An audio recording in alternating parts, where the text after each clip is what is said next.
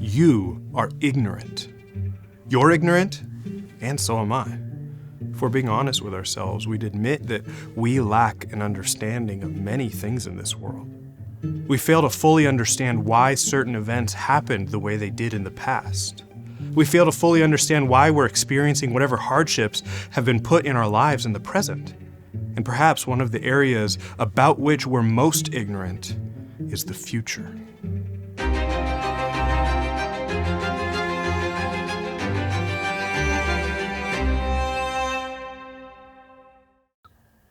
In Ecclesiastes 11:2, Solomon wrote, "You do not know what misfortune may occur on the earth." We don't know what tomorrow holds for us, let alone the rest of our lives. And in the verses just after that, he followed up by writing that people don't have a full understanding of weather predictions or even some fundamental aspects of God's creation. And he points out that we can't know whether or not even our best efforts to accomplish our earthbound goals will ultimately produce success. And then in verse 5, he concludes, "You do not know the activity of God, who makes all things."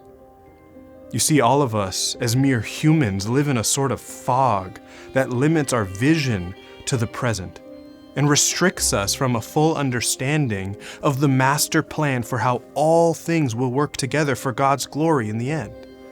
We experience the circumstances that God has planned out for us in His sovereignty, but we're prevented from a bird's eye understanding of the why behind it all.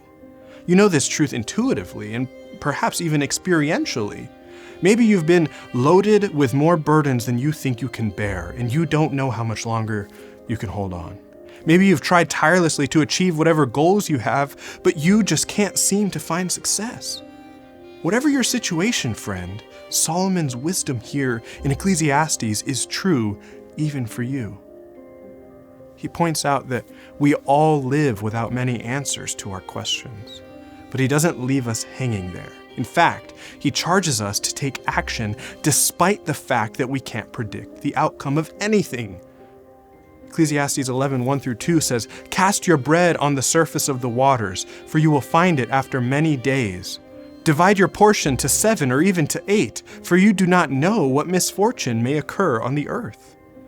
He's using metaphoric language to challenge us to act. He's saying, don't be stagnant. Don't fall victim to analysis paralysis, friend. You can't predict the future, and your future might bring with it misfortune, but don't let it stop you from taking risks in this life. Act. Don't be stuck and wallow in your sadness and confusion. He says, if the clouds are full, they pour out rain upon the earth. And whether a tree falls towards the south or toward the north, wherever the tree falls, there it lies. He who watches the wind will not sow, and he who looks at the clouds will not reap. Events in this life are unpredictable and uncontrollable, if we're being honest. If you're constantly discontent with the circumstances of your life, if you're always wishing for perfect weather, if you've fallen into the trap of attaching your plans in this life to the circumstances of this life, Solomon says you're doomed to failure. If you're a Christian, if you fear the Lord, you have nothing to fear in this life but mere circumstantial difficulties.